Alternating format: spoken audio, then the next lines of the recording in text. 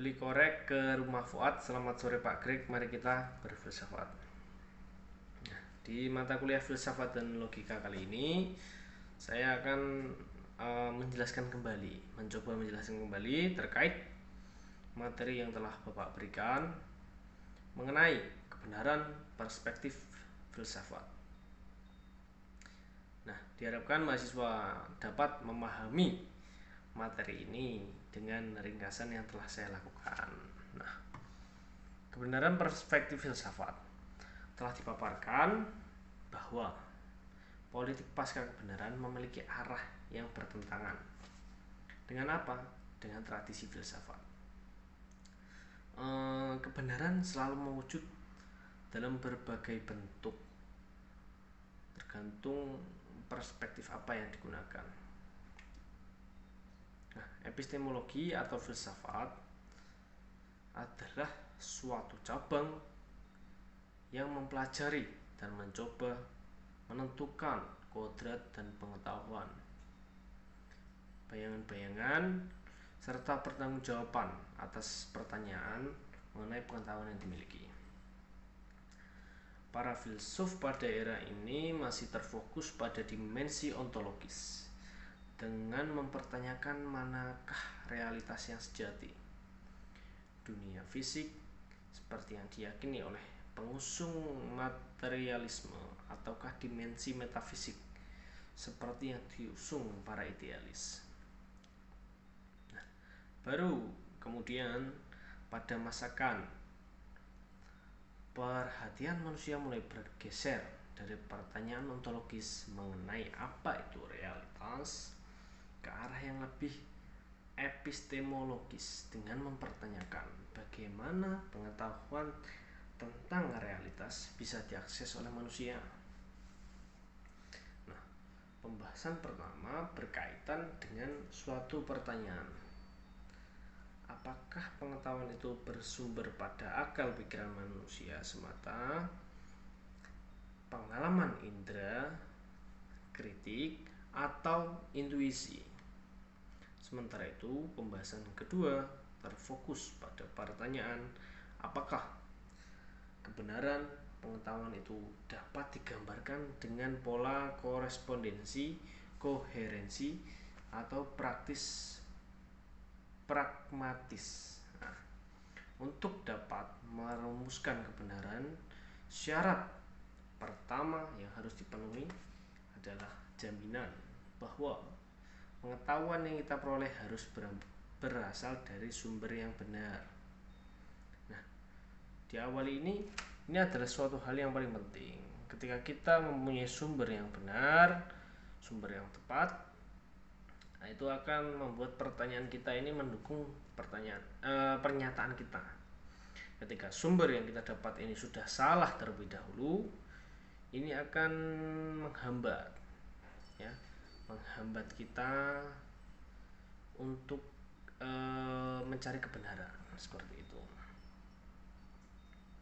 Nah, bagi Plato, pengetahuan sejati adalah pengetahuan bersifat prior dan bersumber pada akal. Ia mengunggulkan dunia ide yang bersifat tetap sebagaimana rumus dan hukum universal matematika ketimbang dunia pengalaman empirik. Dalam filsafat modern, apa yang digagas oleh Plato disuarakan kembali oleh René Descartes yang dikenal sebagai punggawa rasionalisme. Menurut Descartes, pengalaman indrawi tidak bisa dipercaya sebagai sumber pengetahuan yang sejati tanpa menyebut pengetahuan agama yang bersifat mutlak. Nah, ini yang dimaksud di sini adalah jadi ketika kita hanya menggunakan indera saja, sumber pengetahuan kita itu tidak sejati atau belum mencukupi seperti itu. Ada beberapa aspek yang harus kita gunakan untuk mencari sebuah pengetahuan. Pengetahuan nilmiah adalah hasil pencerapan dengan indera terhadap objek tertentu yang dijumpai dalam kehidupan sehari-hari. pengetahuan pra-ilmiah adalah merupakan hasil pencerapan indrawi dan pengetahuan yang merupakan hasil pemikiran yang rasional yang tersedia untuk diuji lebih lanjut lagi. Pengalaman indrawi bisa menipu melalui apa yang kita kenal sebagai ilusi indrawi. Descartes meragukan segala hukum dan tampilan indrawi yang disaksikan oleh indera manusia. Keraguan atas segala hal semacam itu merupakan sebuah keniscayaan jika manusia hendak menemukan pengetahuan yang sejati. Nah, kita harus menggunakan seluruh aspek yang ada pada diri kita untuk mencari kebenaran, tidak hanya pada indrawi saja. Nah, melalui apa yang disebut sebagai keraguan metodis, Descartes merumuskan diktum utamanya cogito ergo sum. Aku berpikir maka aku ada. Manusia sejak lahir telah memiliki apa yang oleh Descartes dan filsuf rasionalis lainnya disebut sebagai ide-ide bawaan. Hanya saja karena sifat pengetahuan yang bersumber dari indera bersifat tidak tetap dan berubah-ubah. Oleh karena itu, indera dianggap tidak bisa sebagai sumber pokok pengetahuan kita. Ia menyanggah pendapat Plato tentang dunia idea yang bersifat tetap dan merupakan realitas sejati pengetahuan manusia. Ini adalah suatu istilahnya apa ya, sanggahan seperti itu. Jadi ada perbedaan pendapat antara filsuf satu dengan yang lain yang percaya bahwa indera itu bisa menjadi sumber pengetahuan yang tetap dan tidak berubah-ubah, tapi ada yang menganggap indera itu tidak bisa menjadi sumber pengetahuan yang tetap dan pasti akan berubah-ubah.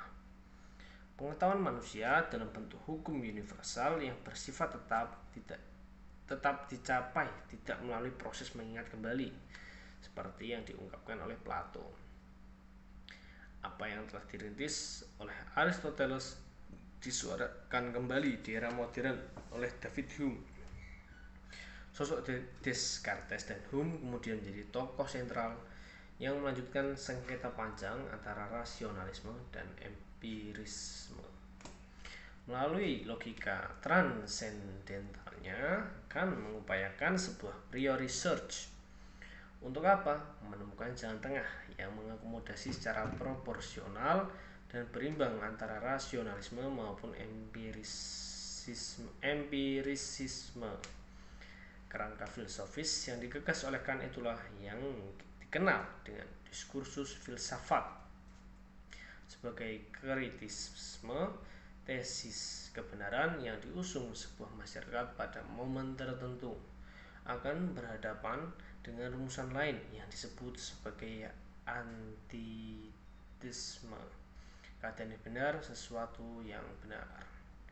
Sedang menurut Abbas Hamami, ada kebenaran bisa digunakan sebagai suatu kata benda yang konkret maupun abstrak. Jika subjek hendak menuturkan kebenaran, artinya adalah proposisi yang benar. Lalu kemudian problem muncul. Apakah realitas itu objektif atau subjektif? Sedangkan idealisme epistemologis berpandangan bahwa setiap tindakan berakhir dalam suatu ide yang merupakan suatu peristiwa subjektif. Idealisme epistemologi lebih menekankan bahwa kebenaran itu adalah apa yang ada di dunia ini. Nah, di teori korespondensi kesimpulannya adalah adanya dua realitas yang berbeda di hadapan manusia, pernyataan dan kenyataan. Menurut teori ini, kebenaran adalah kesesuaian antara pernyataan tentang sesuatu kenyataan dengan sesuatu itu sendiri. Lalu signifikansi teori ini terutama apabila diaplikasikan pada dunia sains. Nah, ini teori sains yang kita lanjutkan ini. Signifikansi yang saya maksudnya adalah teori sains. Teori sains dengan tujuan dapat mencapai suatu kebenaran yang dapat diterima oleh semua orang. Seorang ilmuwan akan selalu berusaha meneliti kebenaran yang melekat pada sesuatu secara sungguh-sungguh, sehingga apa yang dilihatnya itu benar-benar nyata terjadi. Nah, untuk membuktikan kebenaran pernyataan ini harus diteliti dengan keilmuan yang lain, yaitu ilmu tentang gunung. Ternyata gunung mempunyai kaki yang bisa bergerak seperti itu, sehingga menimbulkan gempa bumi dan tsunami. Dengan demikian, sebuah pertanyaan tidak hanya diyakini kebenarannya, tetapi harus diragukan dahulu. Untuk apa? Untuk diteliti sehingga mendapatkan suatu kebenaran yang hakiki. Itu teori tentang sains. Lalu teori pragmatis. Teori ini muncul sebagai kritik terhadap kaum positivis yang menganggap pernyataan metafisik sebagai pernyataan yang tidak bermakna karena ia tidak memiliki dasar faktual di dunia empiris. Menurut kaum pragmatis, pernyataan metafisik bisa menjadi pernyataan yang benar selama ia memiliki manfaat dalam kehidupan. Nah, neraka ada bagi manusia yang berperilaku jahat. Terlepas dari ketiadaan bukti empiris tentang neraka, pernyataan itu bisa dianggap sebagai pernyataan yang benar. Karena apa? Memiliki manfaat dalam menurunkan angka kejahatan. Nah, beragam sudut pandang dalam menentukan hasil yang memuaskan akan berujung pada beragamnya standar kebenaran. Kebenaran menurut saya belum tentu benar menurut orang lain. Nah, kebenaran menurut orang lain belum tentu benar menurut saya. Ini adalah salah satu kritik yang diarahkan pada teori pragmatisme. Nah, untuk teori konsensus, pada perkembangannya akan muncul beberapa anomali yang membuat konsepsi kebenaran tersebut dipertanyakan keabsahannya. Selanjutnya akan terjadi revolusi ilmu pengetahuan yang juga menyebabkan pergeseran paradigma dalam masyarakat ilmiah. Singkat saja, perkembangan ilmu pengetahuan ditandai dengan adanya pergeseran paradigma lama yang digantikan oleh paradigma baru. Inilah yang disebut teori kebenaran konsensus. Selanjutnya, agama sebagai teori kebenaran. Pada hakikatnya, manusia hidup di dunia ini adalah sebagai makhluk yang suka mencari kebenaran. Dalam mendapatkan kebenaran, menurut teori agama adalah wahyu yang bersumber dari Tuhan dan disampaikan oleh utusannya. Nah, kesimpulannya apa? Berdasarkan penjelasan yang telah saya jelaskan itu, menurut jurnal, penulis dapat menyimpulkan bahwa epistemologi merupakan cabang dari ilmu filsafat yang mempelajari batas-batas pengetahuan dan asal-usul pengetahuan serta kriteria kebenaran. Konstruksi pemikiran epistemologi, khususnya teori-teori kebenaran yang terdapat dalam makalah ini, tentu tidak dapat mengeksplor kerangka pemikir epistemologi secara keseluruhan. Hal ini dikarenakan teori-teori yang tersaji belum mencakup semua teori kebenaran yang ada. Agar masyarakat dapat berperilaku bijak, tidak termakan berita yang belum jelas kevalitannya. Nah, di sini yang saya bacakan ini adalah jurnal yang telah diberikan oleh Pak Greg. Saya telah merangkumnya. Inti dari jurnal ini sebenarnya adalah bagaimana sih kita mencari kebenaran itu. Dengan teori-teori apa kita harus mencari kebenaran itu. Nah, menurut saya sendiri, teori-teori yang diberikan di jurnal ini memiliki plus minus masing-masing. Nah, lalu bagaimana penyelesaiannya seperti itu? Menurut saya, yang pertama harus kita pelajari itu pastinya agama dulu. Kalau kita ingin membahas teori tentang keagamaan, Karena sebenarnya semua yang ada di hidup kita ini sudah dijelaskan di agama, di dalam kitab kita masing-masing. Nah, dengan kita mempelajari agama, kita bisa belajar apa saja yang harus kita lakukan, bagaimana kebenarannya. Nah, untuk teori-teori yang lain itu adalah teori pendukung yang bisa kita lakukan. Ini menurut saya pribadi seperti itu. Jadi teori-teori yang lain seperti tadi koherensi, pragmatisme dan lain-lain itu teori-teori pendukung. Intinya satu dulu, kita harus mempelajari agama dulu. Karena pastilah semua agama mengajarkan yang baik. Tidak ada agama yang mengajarkan yang buruk. Yang ada yang buruk itu adalah oknum, bukan agamanya, seperti itu.